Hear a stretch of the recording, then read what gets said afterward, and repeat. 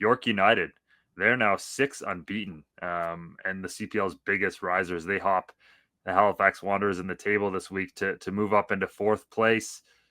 3 wins in a row for just the second time in club history. It had been a lot of goals recently. I think it was 12-4 in all competitions coming into this weekend's match at Spruce Meadows, but it's a tenacious 1-0 victory on Saturday that gets the job done for them. Alex, what is it about this York team? Obviously, we've seen a progression from this season, but it seems like they've taken an even another step this over the last few weeks in terms of the run they're putting together. What's kind of been that next step for you, and what's the reason they're really separating themselves and moving up the pack right now? Yeah, it feels like one, they've stuck to their identity, which I'm always, a fan of that sort of consistency. They've cleaned up the areas of their game. They didn't panic. They were, scoring a lot of early goals, but then not keeping leads.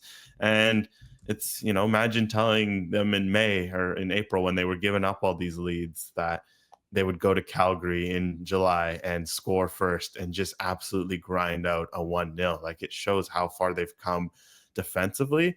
But for me, the way every time I see them, like, they're so hard to play against. I think that's the big thing. They've created this identity where, yeah, they're fun on the ball. Yeah, they do a lot of good, exciting things. They've got an exciting attack, one of the best number nines in the league.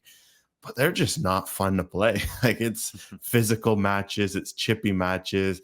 There's, they get a lot of yellow cards. There's a lot of talking. Some teams have accused them of diving, but it's not fun to play against them. And sometimes you can lose your head. A cavalry team that's usually, pretty cool and has gone through a lot of tough games. They were at the boiling point at the end of the match because it was just 90 minutes of frustration whenever the ball was in play, whenever the ball was off play, after the game. It's just not fun to play York United right now. And I think, when you can find that balance between being good, cohesive tactically, but also being a bit annoying, it's a hard team to beat. It's something that a lot of CONCACAF teams have done well, especially teams in Liga MX. And it's quite cool to see this York team kind of tap into some of that Liga MX sort of experience with some of these guys they have on their roster. You mentioned Julian Altobelli there. He scored again this weekend, and he had a lot to say about the team's commitment after this game. So let's go hear from him now.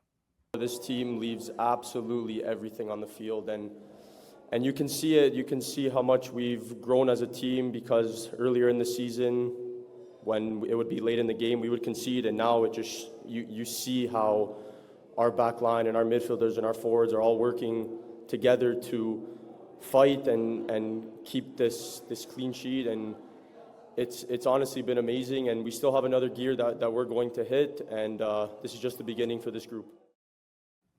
Just the beginning for this group. They're up into fourth place now, as I mentioned.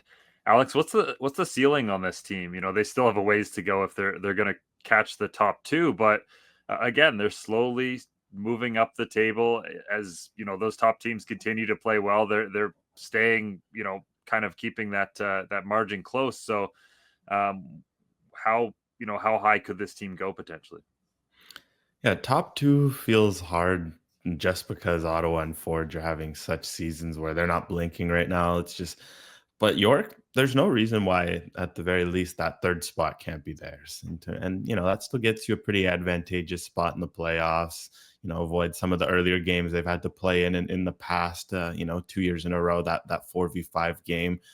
And you never know, maybe with Ottawa or Forge, if they, the can champ starts to get to them, tired legs, all that playing, maybe you slip up and even push for that second spot, because they have what you'd want from a team in terms of, the defensive side. The offensive side's been there since the start. They've got a consistent source of goals. So for me, they can absolutely hit that ceiling of that third spot, and maybe even the second if all goes well. That's the best case scenario, I think.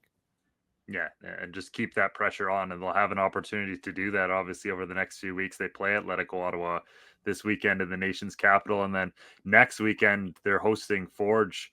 So, it's a pretty good chance to find out a lot about this team, obviously, as they kind of get those measuring stick matches against who have been the best two teams in the Canadian Premier League this season. So we'll find a lot about York United over the next few weeks, but it's been incredibly impressive. And obviously, we'll see if they can extend that 6-game unbeaten run even further.